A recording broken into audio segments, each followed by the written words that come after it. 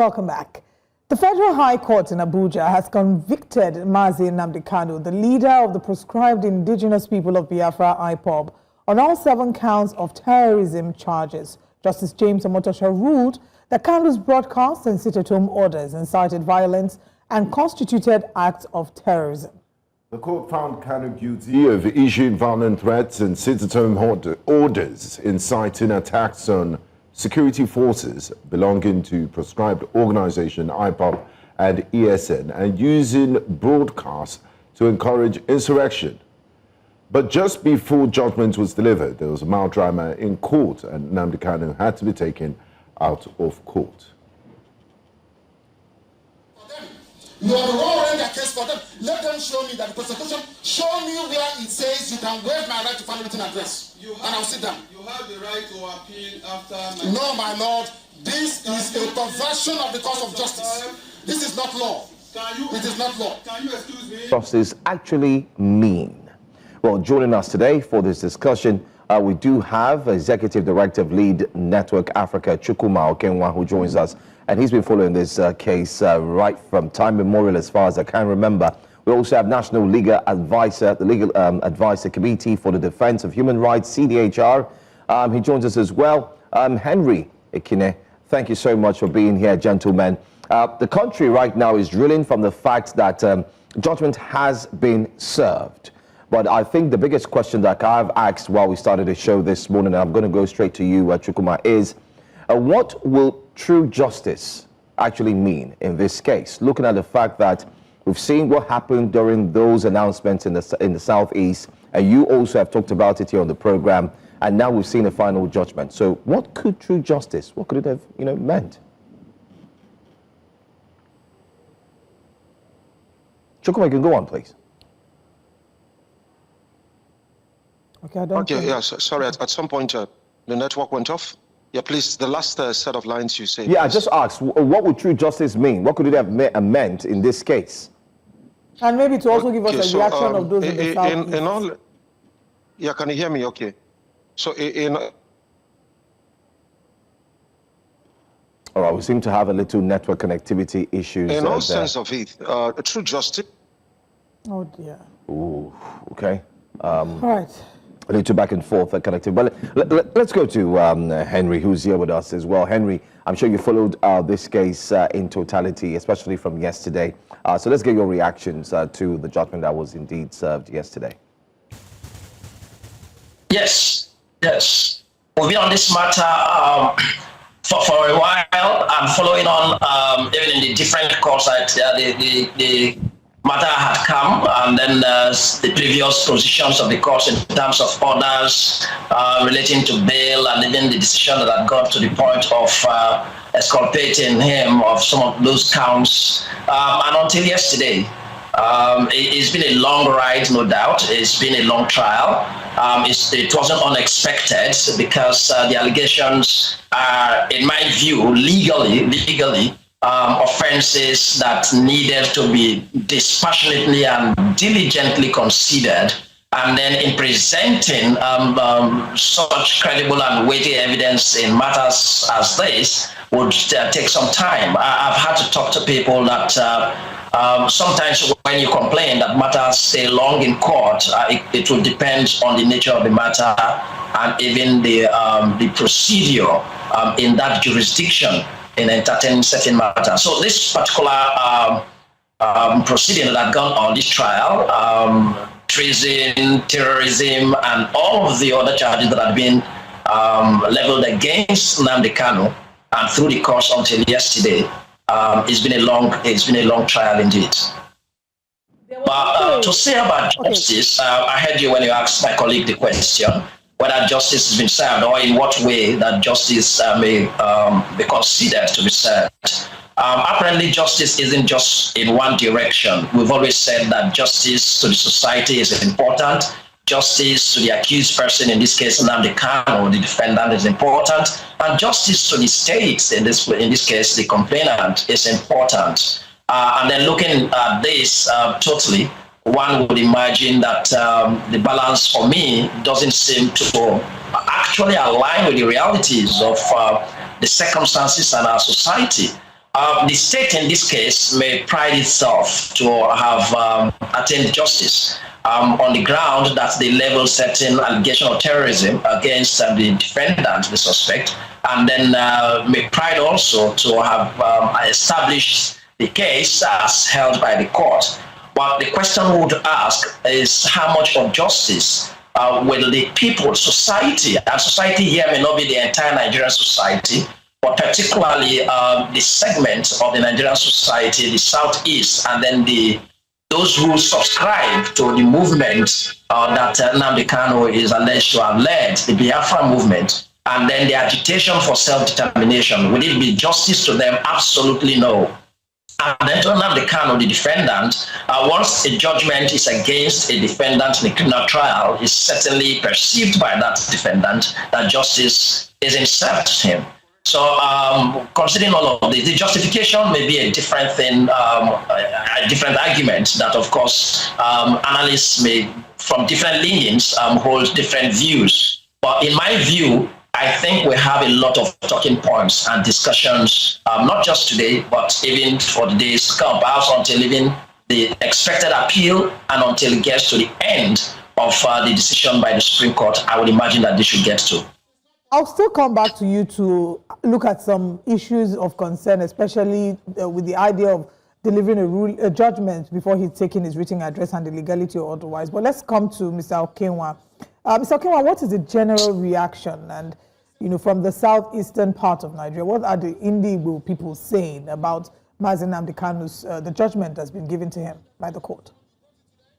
Well, in all honesty, it just seems as if to say the rule of play is different for different members of the country. How would you explain that someone was convicted just merely based on the things he said?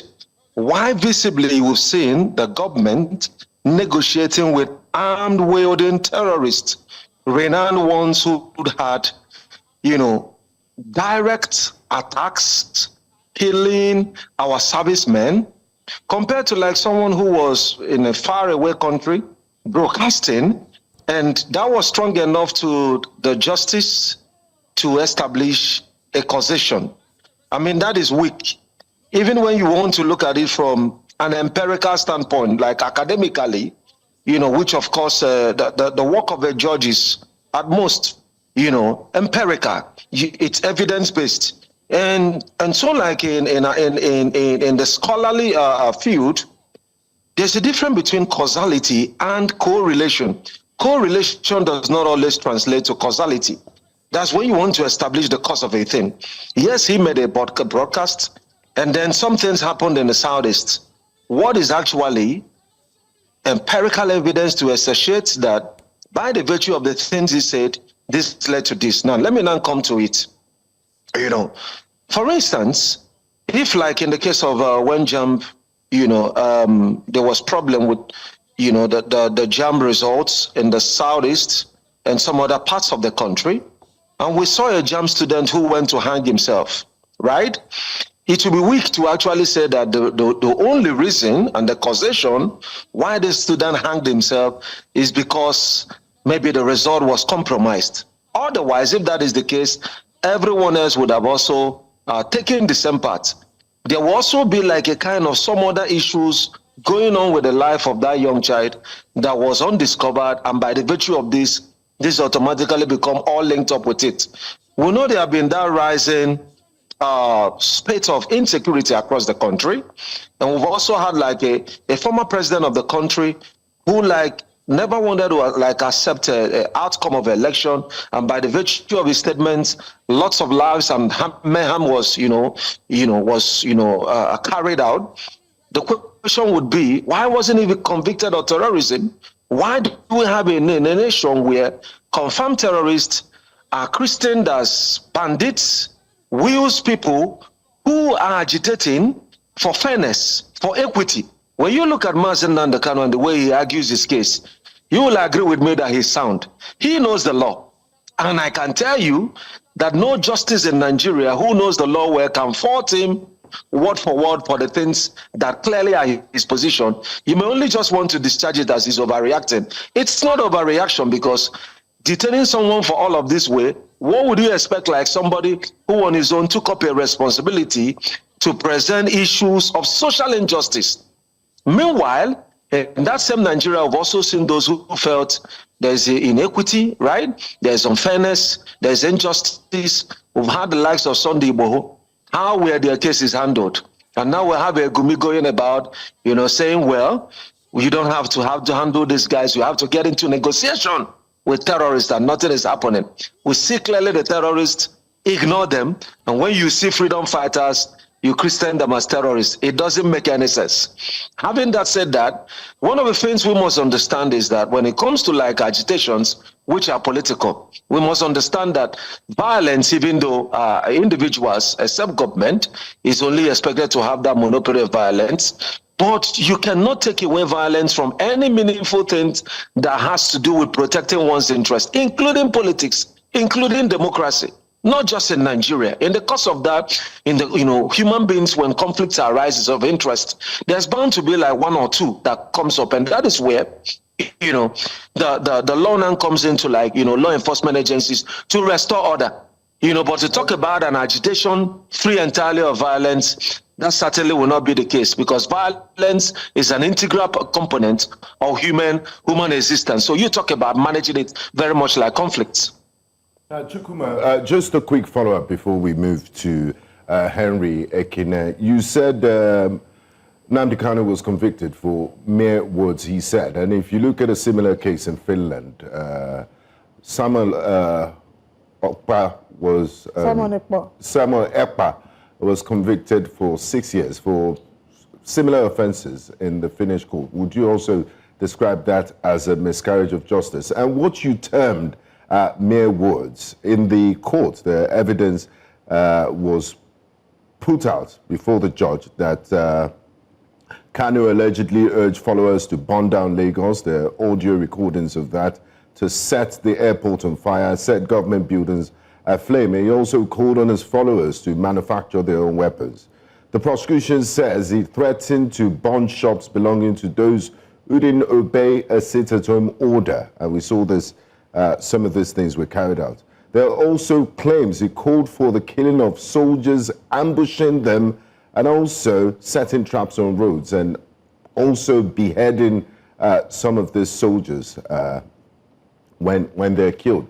So what do you expect the federal government to do, or what would have been justice for you, given this evidence?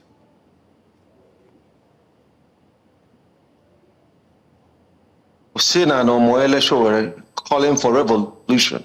Revolution in its sense, there's nothing like a bloodless revolution anywhere.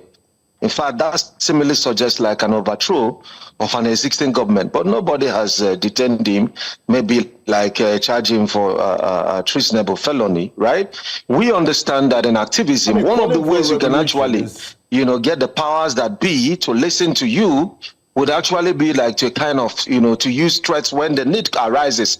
We've had in this country, like Anashari Dokubo, right? Threatening to shoot down a military aircraft. What can be more demeaning than that? So words does not automatically translate to actions. Otherwise, when a government says we will transform the economy, then we'll begin to enjoy the impact of the economy. So words are cheap, right? Even though meaningful, they may not be entirely be discharged. But then, when you now compare that alongside with some terrorists who have made full proofs of their threats, they are not just at the level of threats. I mean, they are caught red hand, carrying out mayhem on the citizens, and they are, they are even negotiated with. You see them like carrying their arms and negotiating with state actors. I mean, what kind of nation is that? If you now come in that same nation, and for someone agitating, now all of a sudden words has become very powerful. But then for someone who is clearly a terrorist that is being pardoned in that same nation, then it becomes a problem. So citing the reference of Finland, I mean, it's entirely a different nation with different things. Finland is not going to negotiate with a terrorist, right? They're not going to pardon terrorists. You're not going to see that state complicity when it comes to tackling the issue of terrorism. So why was he sentenced if it was just mere words then? That's why I'm saying that the rules of the game changes. So in the case of Nigeria, right, our law has been such that you can negotiate with terrorists, right? So I do not agree that Nnamdi Kanu is a terrorist. Rather, he is an agitator. He is somebody fighting. We must not throw away, right, the baby with the bathing water. I mean, we must not throw away the bathing water alongside with the baby, right? I mean, he has something that led to this, and all of those social issues he was trying to, draw the attention of the nation. Nobody is looking at those things, right? Now, all of it has now been forgotten. Now, what people are not looking at for is the ways and mannerism, which I do not agree that that is the best way it would have gone. I mean, severally I've said that the approach would have been very different, right? But come to understand that when it comes to, presenting your matter, even at the level of families, there are times maybe a wife may shut out the husband, do some kind of crazy things, and you have to bring her on the table of dialogue. All she's just trying to say is that I deserve to be heard. And I think Nnamdi Kanu deserve to be heard, right? There should have been that political solution of negotiating, finding out, because for instance, for myself to come up and say, okay, the cause that is fighting, we deserve to, and as a region, we are not pleased. It's not a matter of tribalism. It's a matter that I understand that due to the sensationalism associated with this, people tend to forget what really leads to this is their marginalization in Nigeria. Clearly, there is, empirically, there is. When last did an Igbo man even get close to becoming a president? When likely next is an Igbo man likely going to get there, right? And the same thing also all across the length and breadth of our Nigeria civil service. So what are we talking about, right? Okay. The marginalization is real. All right. The marginalization is real. Okay, let's bring in the legal luminary here, Mr. Ekine. And I'd like to ask you about some of the legalities in this case. One of the things that we could hear Mazi Nnamdi Kanu speaking and agitating against is the fact that he wasn't allowed to file his written address, and they've called this a miscarriage of justice. Can you shed some more light on this, and if you think that this will be a factor that will be raised in the appeal? Yes, thank you. Fundamentally, the right to fair hearing is a constitutional right guaranteed in our constitution, and then also international instruments and treaties guarantee the right to fair hearing. And it's very fundamental to examine the viability, if you like, or the soundness of the judgment, considering a process that a party, in this case a defendant, raising such issue. Because I referenced fair hearing, a situation where a defendant is expected to address the court and is denied that opportunity, it goes down to the issue of fair hearing. But whether in the circumstance that avails or that's available to Nnamdi Kanu will depend on the procedure, or let me probably put this clear. In criminal trial, there are options for a defendant when the prosecution closes its case. So some of these options may probably shut you out of the opportunity to address the court, whether you call it a closing address or a final written address. And I heard Nnamdi Kanu making a strong point at that he hasn't been given the opportunity to file his final written address and to address the court on issues of law. But I didn't know what option he chose when a defendant is opening his case. When the prosecution closes, the defendant has the option to rely on the case of the prosecution. And in that case, you're telling the court that I'm not putting up a defense. What the prosecution has said is not strong enough to inculpate me or to find me guilty of this. Make your judgment on what the prosecution has said.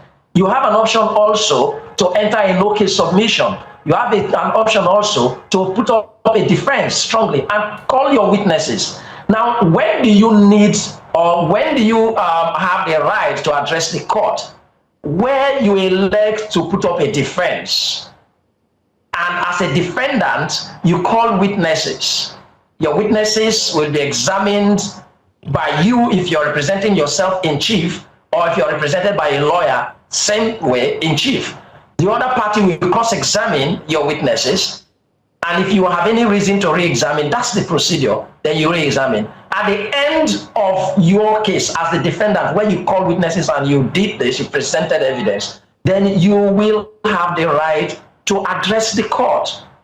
But generally, that right to address the court is a fundamental right. If it is denied, then of course you deny that defendant the right to fair hearing. But like I said, the option that Nnamdi Kanu, I'm afraid here that I just heard even while we're on this program, that he elected to rely on the case of the prosecution.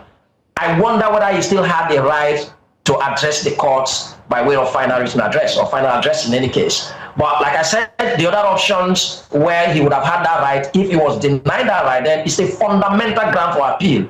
And any issue or any matter that borders on fundamental right of fair hearing forms even a strong ground for appeal. Having said that, let me quickly please state a few things in response to what the perceptions seem to have come through. That one person goes maybe free, if you put in quotes, does not mean that the act of that person, if it is all. Okay. It would seem that there's also been some form of network interruption there with Mr. Ekine, and we hope that we can reconnect with him and have this case sorted. I mean, have him land on his thoughts and then maybe ask him further questions. But we'll now take the conversation to Mr. Okenwa. And is he back? Is Mr. Okenwa back? All right. All right. Mr. Ekine is back. Okay, Mr. Ekine is back. Ekine is back. Go ahead. Please go ahead with your thoughts. Mr. Ekine, you can land on your thought. Okay, sir, thank you very much. So I was making a point based on the perception, and some arguments I've listened and heard, that, why wasn't this person charged for terrorism or treason and tried and convicted, why the other person? And again, another argument of perception about Mayor was the Terrorism Prevention and Prohibition Act unfortunately, let our viewers here make statements that can evoke violence, acts of terrorism. So the argument as to why would somebody be tried on Mayor was Section 2, subsection 3 of the Terrorism Prevention and Prohibition Act state clearly what Terrorism Act in our law would be, and it will include propagation and dissemination of information or information materials in any form or mode that is calculated to cause panic, evoke violence, or intimidate a government, a person, or group of persons. If this is the situation, then you cannot distinguish between one dissemination of information and another, especially where it evokes violence and panic and intimidates people, even if it is a statement, especially being made as a broadcast. I'm afraid I have to say this. The purpose for our analysis is that our laws should be upheld and we learn from the mistakes of others. There may be other areas where Nnamdi Kanu may have a strong ground on appeal, but at the Terrorism Prevention and Prohibition Act, Section 2, subsection 3, that defines acts of terrorism in this country, be careful what you say and what information you disseminate, what information you propagate, what it carries. This is very important on the part of the law for our viewers to understand and for Nigerians to be careful. The right to self-determination as protected under international instruments and even the African Charter on Human and People's Rights that we have domesticated, as some also argue, it does not also mean that that right is completely absolute. We say in the human rights movement that where your right ends is where another man's right begins. So while you have a right to self-determination, I've argued this when we are analyzing some of this Nnamdi Kanu's matter earlier, there should be a reasonable and responsible and legal way to exercise the right to self-determination. I am an agitator. I am from the Niger Delta. I'm a desire that we have a Republic of the Niger Delta, for instance, with our clear subjugation and marginalization, economic and otherwise, even political marginalization as well. But will we propagate information to the extent that it will evoke violence, panic, and probably even those information actually being acted upon? These are the things we have to be careful about as a country. Thank you. All right. Mr. Ekine, I think you've made a very strong point, which many need to really understand why that judgment was equally made in terms of passing out, dishing out information, which of course solicited or brought about violence. I hope we can get the graphics on the screen as well, so we can itemize this as I'm about to ask my next question to Mr. Okenwa. But Mr. Okenwa, You just heard the lawyer there who has spoken about some of these things, and reading from the Terrorism Act, we would all agree that some of these statements that were made via the Radio Biafra were statements that were inciting a lot of persons into acts of violence. And you also have joined this program where we've talked about sit at home on Mondays. People have complained, our reporters have talked about those who decided to defy the laws, how they were dealt with, beaten, and so on. But in line with this, let me come to you, Mr. Okenwa.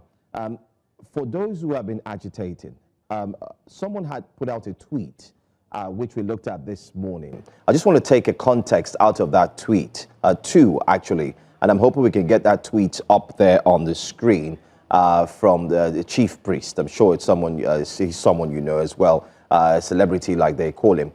He did mention, he talked about two things I want to highlight and I want you to answer. One of it has to do with politics ahead of 2027, where he has equally told the current administration, directing to President Bola Ahmed Tinubu, that he shouldn't expect to get a good number of votes because of the court's decision concerning Nnamdi Kanu. And then secondly, he also mentioned that he is the supreme leader. I'd like to get your opinion on this. Is Nnamdi Kanu, MNK as rightly called, is he the supreme leader of the Southeast? And will his sentencing affect the 2027 elections? And do you think people in the Southeast will galvanize and move to vote for the current administration again? Nnamdi Kanu is not the supreme leader of the Southeast. And secondly, one of the things I want to say, which is very important, I mean, he's got no political position or religious position. I think the position that he took that made him very popular in the Southeast is the fact that some of the front burner issues, you know, that was always in his mouth, aside from maybe like threats of violence, were issues, you know, that were very germane to the Southeast. So some of us, like, I do not support like some of the, you know, most of the methods that he deployed. And I've always said that, you know, clearly without missing words. So it's not a case of blind support. But I also think that, you know, what made him very popular is that, you know, he spoke to issues, you know, that affect the Southeast. So having said that, whether, Bola Ahmed Tinubu will get up to 10,000 votes, quite very little now. Now Southeast is more of APC, right? You have more APC states, and those governors also would like to like work for Mr. President, right? You know, but whatever be the case, I think what is even should be of greater concern to all parts of Nigeria is the very fact that, you know, the Southeast has been complaining, right? There has been that marginalization after the Civil War, right? It seems as if to say like, you know, for some people, the war should just continue, right? You hear some comments on Moibo this and that, and, you know, all kinds of things, or Yamiri, some kind of denigrating forms of language. Like I tell you, like, I mean, earlier this year when I went to a program, right, that was through the Ministry of Foreign Affairs, a program with organized by the Chinese government, and somebody, a Yoruba lady there, we have five Nigerians, right? When someone was commending me as the leader, the class manager of a group of 30 that came from 10 nations, and you know what the lady said, like on an international scene, that people from my area are fraudsters. You can imagine that. Can you imagine that kind of hatred that your fellow compatriot was being commended? So I think we need to look within. The core we are saying is that the Southeast in many cases is not fairly treated. Two, there's a need to get to the table and address those issues, right? That's the major thing that led to agitation by Nnamdi Kanu, right? Every other thing is like about violence. Look at the bigger thing. Don't forget the bigger thing. It's just like if somebody's, you know, like the instance I used before, right? Somebody utilize or deployed violence or threats by the virtue of an issue the person is negotiating and saying, I'm not fairly treated. At the end of the day, you are punishing the person for fighting, and you are not even talking about like what issue the person was raising, what were the things that led to that fight. That is the way to address them, because at the end of the day, a nation is a family. So if you are telling me, oh, he said this happened and all the rest of it, since the time they heard him and he's not been saying, are there no threats of that? Are we not even seeing like how many killings have happened this week? Are we also going to blame that on Nnamdi Kanu? And why don't you catch those that maybe by statements or even by their actions has led to what we see? Catch them, deal with them. That's what it means a lawful nation, not a nation where the general can be killed, anything happen, right? And then everybody just sitting and then it's not on the counter as the problem of Nigeria. I don't think that is fair enough.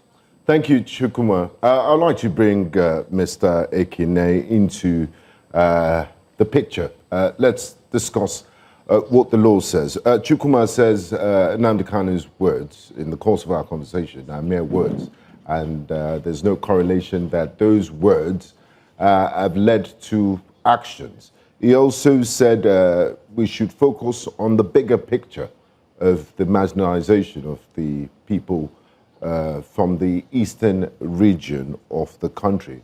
But how does the law think in terms of prosecution? Because he said statements, what Mr. Chukwuma describes as mere words. Lagos should be in flames. Set the airport on fire. Set it ablaze right now. If you have a double barrel and guns, give it to them and kill everybody. How many police died? How many did you kill? Those were his words. How does the law operate in this context? Thank you. In every crime, even in the substantive laws, substantive criminal laws, including the Criminal Code Act and in states in Criminal Code law, and of course here the Terrorism Prevention and Prohibition Act and other criminal law, substantive laws, would always consider the actions of different persons that led to the commission of a crime. Under Section 7, I believe, of the Criminal Code Act, there is a definition of parties to a crime. So everybody needs to be very careful one role or another that you play. And then when an allegation of commission of a crime is being prosecuted and the roles you play, you can actually be a party of a crime, even when you're not the one that wielded the club that probably was descended on the head, on the skull of a victim of that assault, and probably the victim died. But if you procured that club for the person who actually used it and then brought it down on the skull of the deceased, you were part of it. Or if some of you sat at some point with a common purpose to commit this offense and agreed to carry out this unlawful act, you are conspirators. So if you ask how the law looks at these things, and that's why sometimes those who don't understand will imagine that, oh, he said this, but it wasn't probably in the southeast where some of these violent behaviors were carried out. But where you instigated violence, I am not putting this in context on Nnamdi Kanu. It's the general analysis I'm making place. Now, when you stay elsewhere, and remember the Terrorism Prevention and Prohibition Act made it culpable or an offense, whether that offense is committed in Nigeria or elsewhere. So that even the argument of some of those who say the broadcast was outside Nigeria, it doesn't hold water when it comes to the Prevention Act, the Terrorism Act. Whether directly or indirectly, whether within Nigeria or outside Nigeria, if that conduct of that person falls within one of those definitions of Terrorism Act, it's Terrorism Act.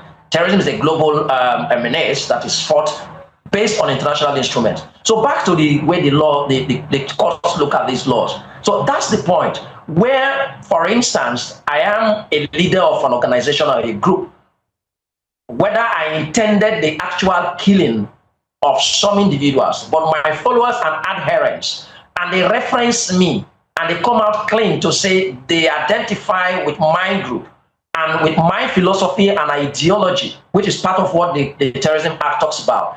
And I disseminate information so strongly in that direction and cause them to cause panic, violence, actual violence, even if I'm elsewhere. But I'm saying this, our organization, if you see any person whose head is in a particular shape, kill him.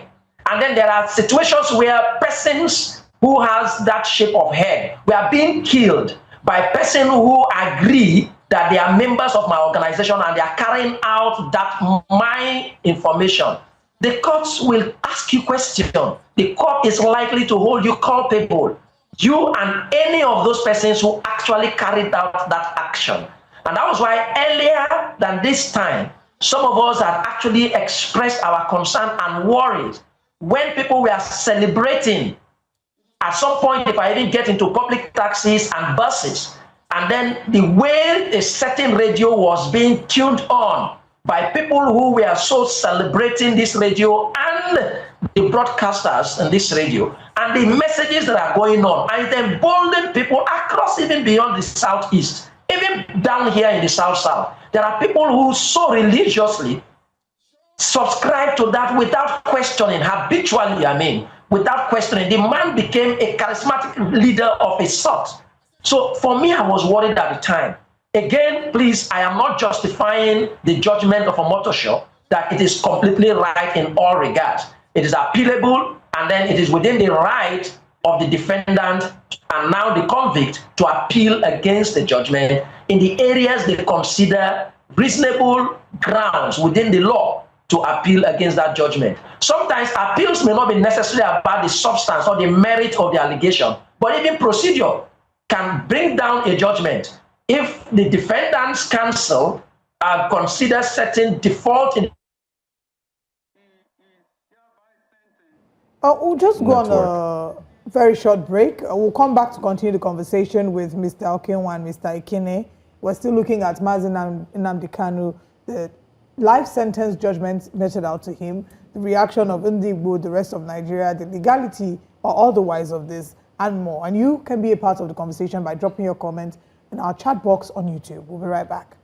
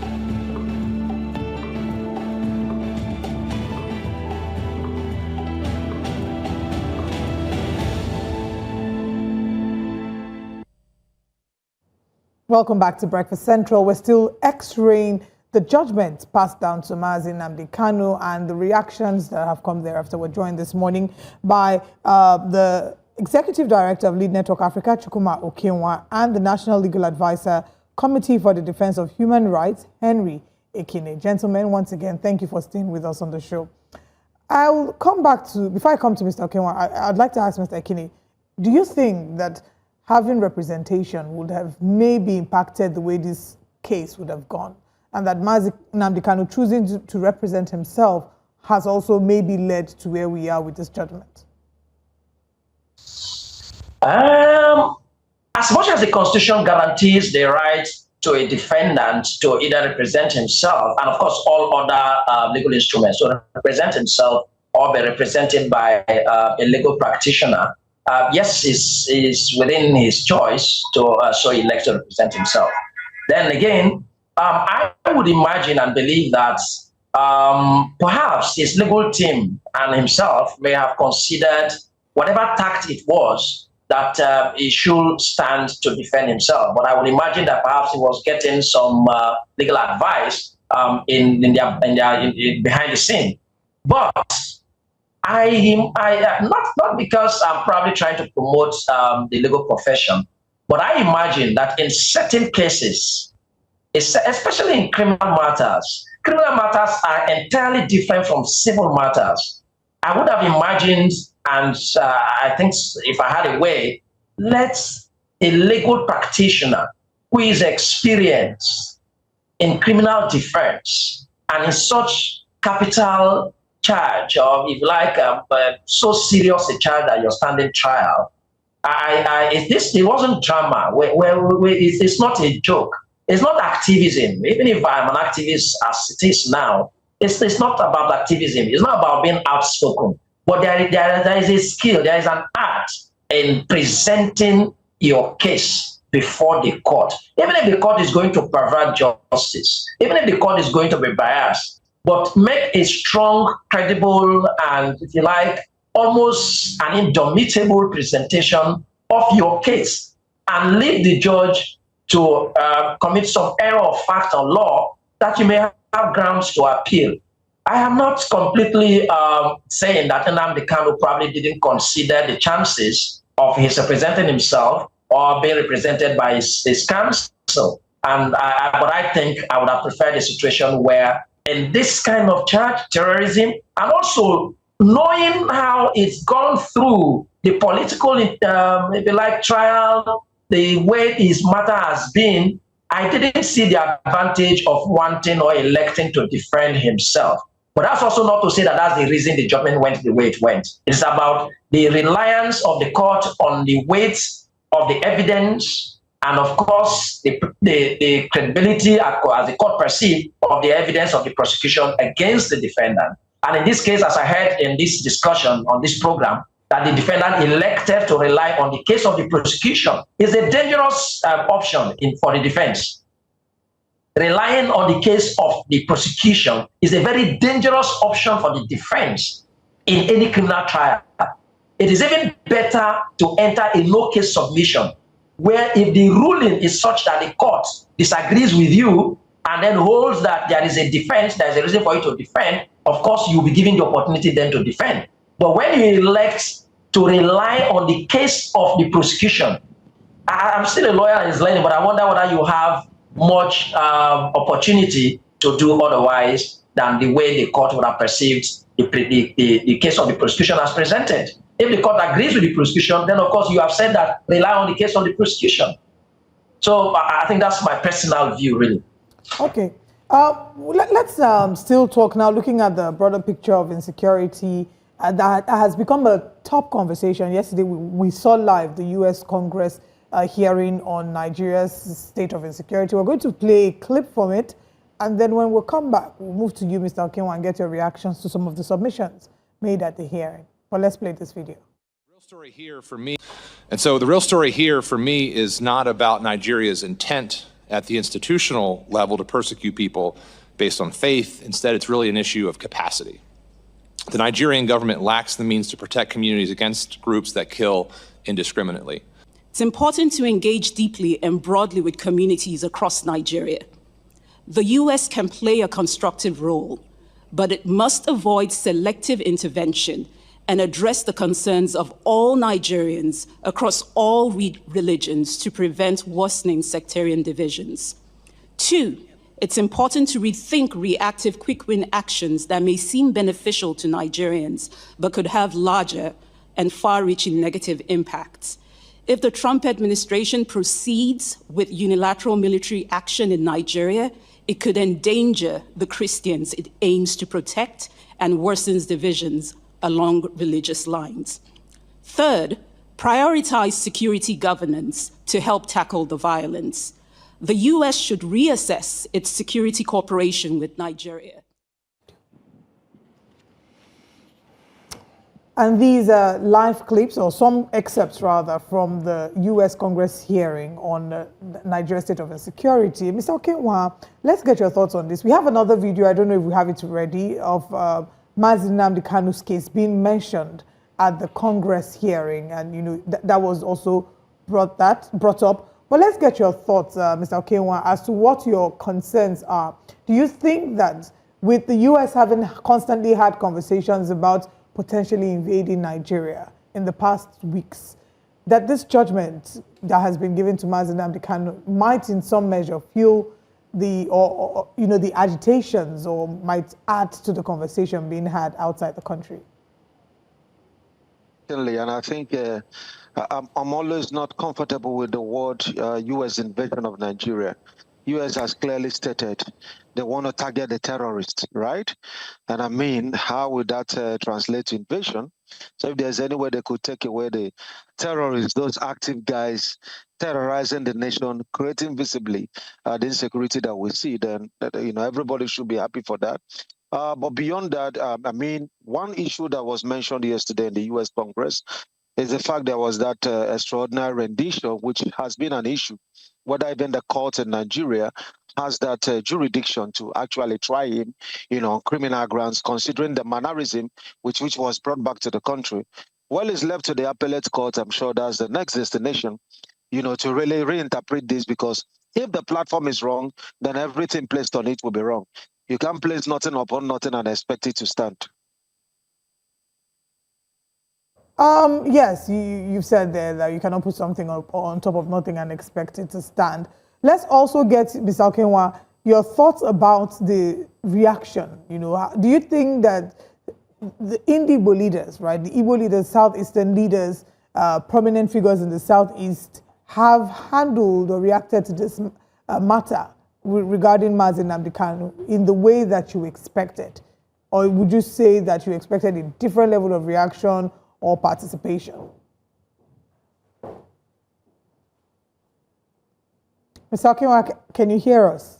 Yes. Okay, please go ahead. Can you hear me? Yes, I can hear you now. So in time past, we've seen like political leaders reaching out to Mr. President. It shouldn't be a one-off approach. We want to see more engagement now, right? It should be strategic. It should be sustained.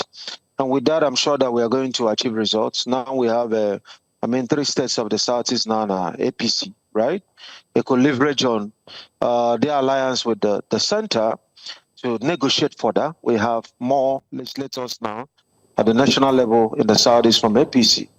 So we want to see more engagement, and they should secure the release. Then every other issue can now be looked at. Because like we heard from the U.S. Congress, if Trump is thinking of like a military intervention, also consider so that in the course of trying to, you don't also endanger the Christians you are trying to protect, and you have to like understand, the unique composition of that nation, the diversity, managing the diversity. And so if the judgment also is to be given in a nation like this on certain issues, looking at it holistically. And let me say something which is very important and will help us. Recall that when the issue of insecurity started in the Southeast, what was this first Christian? Unknown gunmen. And in some cases, some state operatives were linked up to an attack, right? When they were held back. Unknown gunmen. Whoever chose that narrative, I think it was diversionary. And the next thing that now led to the escalation was the Onitsha protest. Which we saw like military intervention, killing lots of people. You could remember Operation Crocodile Dance. You could remember it was after that everything changed in the Southeast. We must not forget to look at the historical perspective of how insecurity started in the Southeast. Southeast has always been known to be the most peaceful region.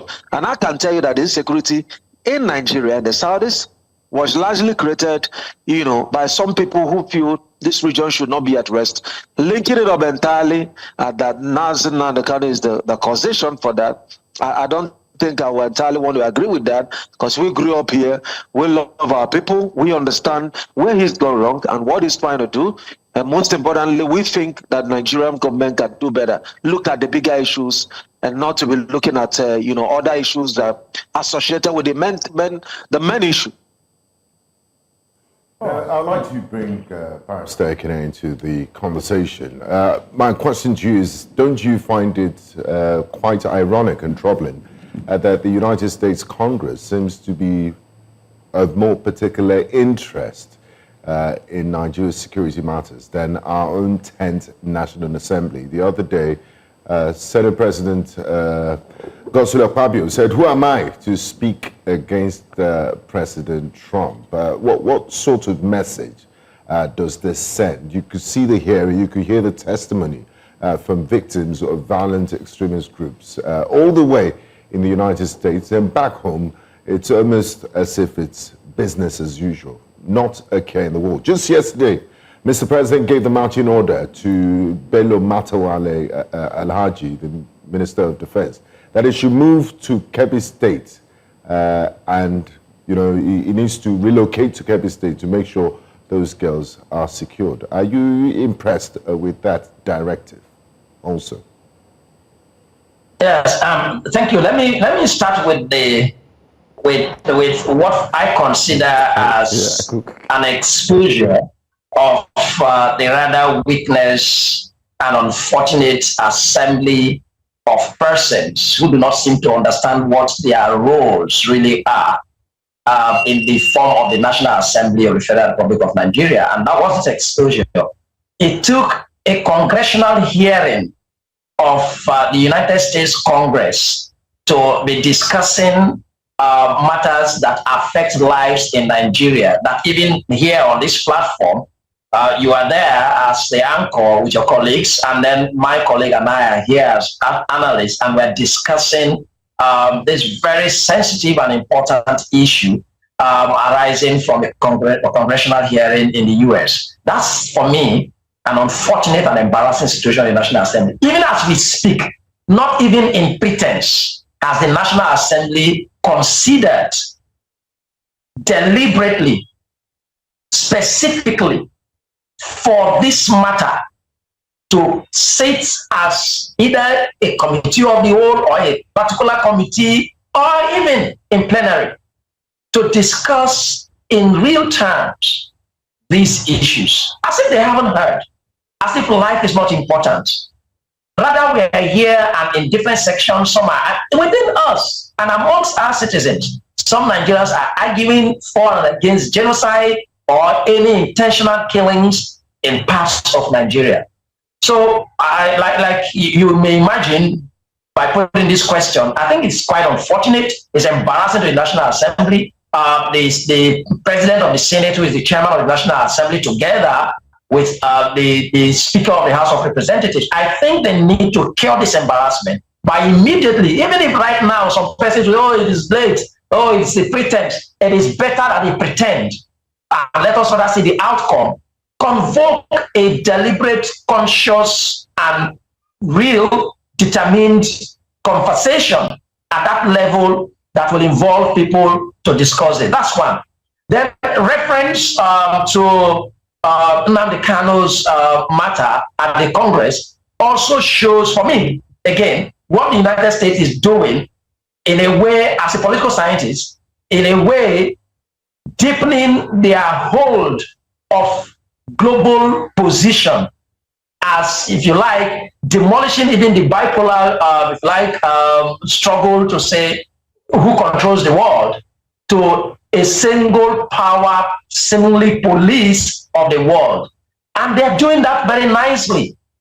Because arguably here in Nigeria, there are Nigerians who welcome that statement by the President of the United States and the commitment now by the Congress of the United States, as if they want to come solve our problems. But in a way, it's an advantage to the United States by positioning themselves as the police of the world. But that is for political interest. And that it covers everything: economics, politics, and power. But we do not seem to understand how these things play out. We have a National Assembly that we have more of comedians and people who are tired but refuse to retire even after working in their private lives, becoming governors for 8 years, and you just want to continue to work on because the Constitution allows for the legislature no end to their election. That's unfortunate. Then on asking about, okay, what the president may have directed the Minister for State for Defense to relocate. So we have had things even during Goodluck Jonathan's administration. I think we had the Chief of Army Staff relocate somewhere in the south, in the northeast. What happened? It is more than that. It is more than asking where, if we interrogate more, where is Matawale going to be in Kebbi? It's probably going to be in government house or in one luxury hotel? I'm probably just staying there. It's another opportunity to just travel there. That, for me, is not what a commander-in-chief of the armed forces we need to direct. It's not the Minister for State. It's just like asking the Secretary for Defense in the United States, perhaps. Where is the military? How I have said the other time, even when the case of River State happened, the unfortunate unconstitutional declaration of state of emergency. I said, if you felt that there is some serious insecurity in River State, and then there should be state of emergency, how much did you deploy security personnel, hardware, software, votes, National Assembly discussion in terms of funding for security in real terms? We just had the National Assembly suggesting to the president to recruit about 100,000, if I'm not mistaken, the figure of military personnel. Is it now we are waking up to this realization? So directing the Minister for State for Defense to go to Kebbi State to do what? To go to the fringes of the forest to bring the girls, unfortunately, the students? Or asking the military and giving them a task to say, within 3 days, if you do not bring these people, this will happen. As a commander-in-chief of the armed forces, he's a failure himself. That's been my position with this unfortunate invasion of schools. Are we going to be forced to shut down our schools in any part of Nigeria? Well, just to mention, what would that say about education and human capital development and even moving forward in Nigeria? All right. Well, just to mention that some schools have been asked to shut down in Kwara State. I mean, the governor said let them see how they can avoid further instances as well. But let's go back to the United States. Let's see what they also had to say about the current issues before we wrap up this conversation. The detention of Nnamdi Kanu is a clear example. In 2022, Nigeria's Court of Appeal struck down the charges against him and ordered his release.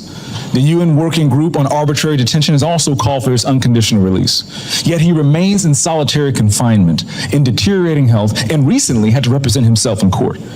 Nigeria has signaled that the law is optional and targeting Christians is fair game. Just hours ago this morning, despite the pleas and cries of the Nigerian people and many Nigerian lawmakers, Nnamdi Kanu was convicted on all charges. For fiscal year 2025, the U.S. has requested nearly $8 billion for sub-Saharan Africa. But when Americans see political prisoners, judicial defiance, and the slaughter of Christians, they understandably ask as they meet their own struggles, why should our tax dollars support governments that refuse to protect their own people? Is our aid aiding a genocide? Nigeria is a nation of tremendous potential, but that potential is being choked out by violent persecution of its Christian population. No country can build a stable future where churches are burned, believers are killed, and communities live in fear. All right, so that's just a little bit of what went down yesterday concerning Nnamdi Kanu's statement, especially the justice system that found him, wanting and then gave that judgment. But then again, yesterday there were a lot of conversations around Nigeria's genocide, insecurity, and you would wonder why Nnamdi Kanu would not also be mentioned. That's why he was mentioned, by the way. But U.S. Congressman Bill Huzanga actually said that the current administration, the government, is not doing enough. I just want to take this to Henry as we wrap up this conversation. I want to find out your thoughts before I come back to... We'll hear from Henry and then we'll hear from... Then I also want to hear from Okenwa. Just this question. In the north, you've seen bandits, terrorists being welcomed. We've seen them having peace meetings, peace deals with weapons. None of them has been arrested or tried. But when you come down to this particular case, we see that it's a different one. We also had an agitator during the late President Muhammadu Buhari's administration by the name Sunday Igboho, and we know what happened, how he had fled the country, eventually has been pardoned, came back, and he's all well and good. But then again, do you think that the justice system is failing? That's my question to you, Mr. Henry. Also like your response as well, Chukwuma. But let's start with Henry first. Yeah, thank you very much. Very quickly, I agree with Chukwuma, and that's been my position too, that there appears to be varied standards in handling these issues by the Nigerian state. Very quickly referencing Sunday Igboho. It is the same thing. He issued information, disseminated information, and actually acted. Sometimes, somewhere in your state, towards Ibarakwa area and all that. There were killings and attacks of probably headsmen and then his own group of persons. Persons died, but the end is what you have just stated. They traveled, however, the system was manipulated, and then he came back, issues of pardon, probably a freeman. So it is true, no doubt, that there is a reasonable argument that appears to be different standards in handling these issues. Look at the negotiations in the Northeast. I don't need to emphasize that. But what the Congress said also about the Nigerian state not doing enough, apparently that's the situation. Every one of us here, except we are pretending, it's only the politicians who are probably in support of government and cowed in that regard, not wanting to say otherwise just because they don't want to lose their jobs, that will say otherwise. Otherwise, there is nothing, absolutely nothing that the Nigerian government, Nigerian state is doing to protect citizens. The right of citizens to life is worse in Nigeria than anywhere in the world. In the human rights movement, the CDHR, we are taking stock when we analyze the state of the nation, that there are a lot of there are persons who are displaced, there are persons who are missing persons in Nigeria that are not reported, before we even talk about the number of persons that have been killed. Each time there are these attacks in these communities, what we hear is only about the number of persons that have been killed. What about persons that are missing?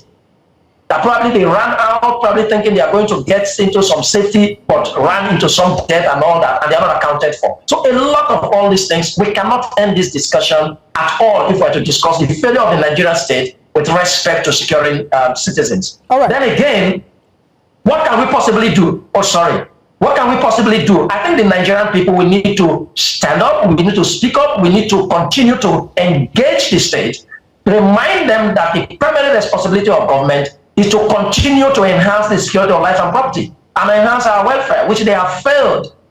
And we have to really make that very strongly without being afraid of any reaction by the states. All right, much more to say, but thank you. I'll leave it at this point. All right, before Mr. Okenwa responds to the same question that was posed to you, I want you to look at it from another perspective, looking at our National Assembly. We are seeing the U.S. Congress sitting and discussing our insecurity issues. Here in Nigeria, I mean, I read an article written by The Guardian, an op-ed sometime in May, that it said the Senate and its ceremonial solution to insecurity. And we were talking about how the Senate said they will have a 2-day retreat or talk shop or conference to discuss Nigeria's insecurity challenges. How would you say, first of all, that our National Assembly has fared in terms of dealing with insecurity? Whilst they can't expressly get into the battlefield, but they can wield legislative instruments in that regard. So how would you say they have fared, and what are your expectations from our National Assembly?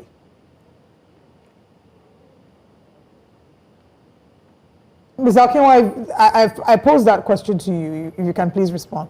Okay, that's fine. Okay, I get it. So basically, a National Assembly that has turned itself into a rubber stamp of the executive cannot be able to wield this level of responsibility we are talking about. Because for them to matter in national polity, it has to be a National Assembly that is able to play oversight function over the executive, that is able to call the executive to order. All we've seen, including the unfortunate declaration of state of emergency in Rivers State, and all manner of executive and administrative recklessness we've seen this current assembly endorse. You cannot expect any good thing from a National Assembly that has refused to play its constitutional role. And until we can visibly see that independence, that capacity, right, that sagacity from the National Assembly, you can't expect, that they are going to add anything beyond what they are doing. And I am afraid that over the time, the lines between the executive arm, legislative arm, and judiciary, keep getting thin and thin. It's as if to say what we have more at the moment is Trinity and not three arms of government. And, one of the things we fear recently happened in Nigeria where we saw like on your mandate we shall stand being played, and there was no resistance anywhere. I mean, all the judges stood up to the new national anthem, you know, of on your mandate. Things like this should not be happening. One of the things we expected is like massive walkout, show independence of different arms, and with that, it will no longer just be whatever thing the executive wants. Then, of course, they will get the endorsement from both the legislative arm and judiciary. What we currently see now is that there's a lot of political interference, even in judicial matters, and I think that should never be the case. Like we see even building of houses by the executive through the FG, through the Minister of FCT. This should not be the case. All right. Thank you very much, gentlemen, for answering that question. We have one more video to play, and then we'll wrap up this conversation. It was an interview, where they were talking about the numbers of Christians, that were killed, and they were asking the Minister of Foreign Affairs to defend that or to explain further. But let's take a look at this video. We in Nigeria have Christians, we have Muslims, we have atheists, we have animists, and when we're counting death tolls, we don't necessarily go by religion, and quite often it's difficult to even identify what religion an individual that has just lost their lives belongs to. And what we are concerned about is that they are Nigerians first and foremost.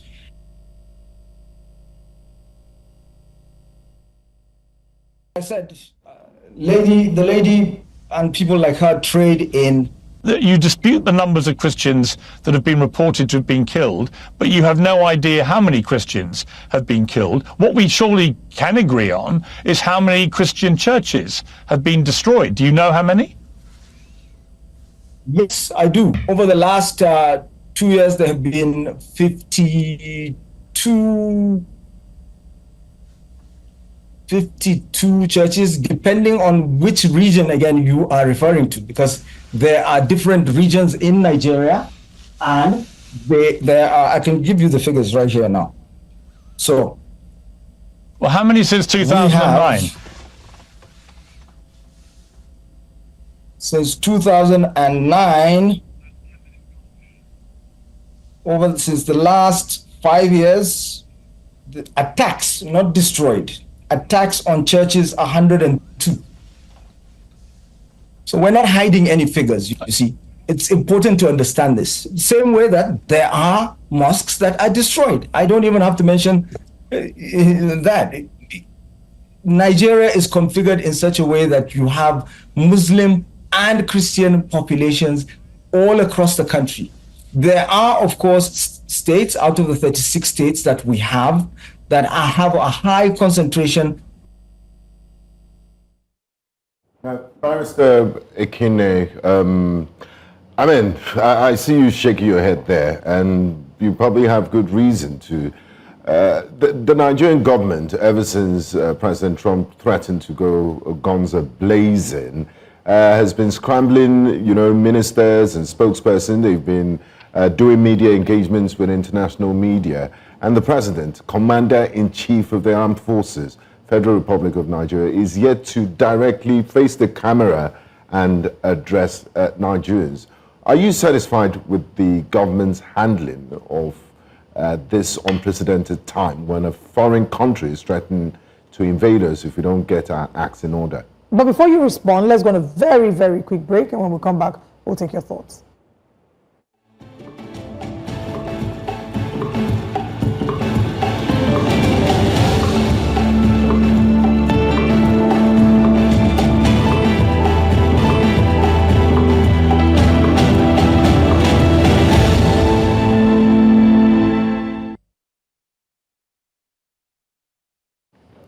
Welcome back to Breakfast Central. Welcome back to Breakfast Central. And to conclude our conversation here, we've been discussing Nnamdi Kanu versus the federal government versus Nnamdi Kanu and other matters bordering on insecurity in the country. We have two amazing guests who's been with us for the last about an hour. My question to you before we went on the break, Barrister Ekine, is are you satisfied with the reaction of the Nigerian government to the labeling of Nigeria as a country of particular concern? And does the president deserve some kudos for aborting his planned trip to South Africa G20 summit and the African Union summit in Luanda, Angola? I'm not satisfied at all. And then it shows how incoherent even the responses of let's say ministers or representatives of the states. Imagine, look at what we are watching. The Minister for Foreign Affairs, that's in the like of the Secretary of State in the United States. And so incoherent and being rather defensive. What stops the Nigerian state to simply say there's a matter that is in context? It's specific. The United States, it's definite that there are incidences of killings of Christians and attacks on churches. Why not respond to say, oh yes, this is it, and this is what we are doing. And we also have condemned it. The persons who are doing this are criminal elements. It's not a deliberate policy of states. But you're there talking about, oh, it's not just churches that are being burnt. There are probably mosques are also being attacked. And then not just Christians that are being killed. There are killings across the country. That for me is pedestrian. And then it's also not a very responsible response to that kind of question. Again, Mr. President, you asked, haven't said anything himself directly. Unfortunately, somewhere, Joe is speaking through the Minister of Foreign Affairs or perhaps other representatives of government, but not at this level. When the president, your colleague, a president of another country, has issued and made a statement, he didn't issue that or make that statement through the Secretary of State or any minister in that regard, and then there isn't a response. That shows for me there are two things that are very defective in the Tinubu's administration: politics and foreign affairs. And I do know at some point, perhaps just to say here, as a scholar of international politics and foreign policy, we do not seem to even have a definition of our objective, really, clearly, of Nigerian foreign policy direction. And that is why you could have a government, and for long, you do not even have representatives, real time, of the Nigerian state in other nations. I wonder even what our foreign policy objective really is anymore in Nigeria. What is the direction? What shapes our foreign policy and our relations? We do not seem to have any such definition anymore. So the government has not handled this matter properly. The government has not shown any defense of the interests of the people. It doesn't matter whether the reference is to Christians and churches. And so, if they are Christians and churches, are they Nigerians? Defend the people. It doesn't matter whether it is reference to a particular sect. Until the question comes again for the other sect, you defend them. But you don't be defensive of those who are alleged to even be perpetrating this evil against another group of your citizens. So the government has not handled. In fact, Mr. President appears for me not even having any idea of what to do. And that's why he hasn't taken a step. Sometimes let us be very, let's step these things out. A person sometimes does not take a step because he doesn't know what step to take. Mr. President is bereaved. He does not know what step to take in this direction. It doesn't even come only on the flank of the statement of Mr. President of the United States of America or the American Congress. Even back here at home, the president is completely out of tune as to what to do to address insecurity in Nigeria. And that's why we haven't succeeded in any pinch of it. Then the representatives of the states, clearly, even the video we just watched, the Minister for Foreign Affairs is completely incoherent. And the same way, every representative of government that has made one defense or the other back here at home on our own media has made no concrete, coherent representation in response to all of these issues. The National Assembly has not even spoken at all. And I do not even expect, like I said, that Mr. President of the Senate, Godswill Akpabio, what exactly will Godswill Akpabio give in this regard? You can't give what you don't have. What analysis? What in-depth knowledge or understanding does he even have in this with respect to him? We know ourselves. We should state these things as they are. So when you see our leaders not even acting in the ways that are expected to be acted by any person elsewhere, it's because they also do not know what to do. Compare this to Burkina Faso. Even if they are trending in social media at all times, what has been the response of that young man to statements by France, by the United States, or any states in that regard, with respect to the handling of his affairs in Burkina Faso? He's firm, he's determined, he's clear with his position, he's clear with his response, he's frontal with his response. All right. Okay. That is less of what in the case of Nigeria. So they haven't handled it anywhere near what is expected of a state as Nigeria in the community of states in this world. Thank you very much, Mr. Ekine. We're out of time. Let's quickly get your final thoughts, Mr. Okenwa, as we wrap up this conversation. Well, I align myself completely, and let me join my colleague to lend a voice that there is need to, have core representatives of our foreign policy in all the nations where we have our high commissions and, embassies, for 2 years now. No ambassador sent, and it's not a good strategy. It doesn't show how much we prioritize our foreign policy objectives. So I think the president should look into that. All right. Thank you, gentlemen, for filing in your closing address. We have enjoyed having a great conversation with you, but we know that this is still a developing story, and as we get more information, we'll look to having another conversation with you. Thank you for joining us.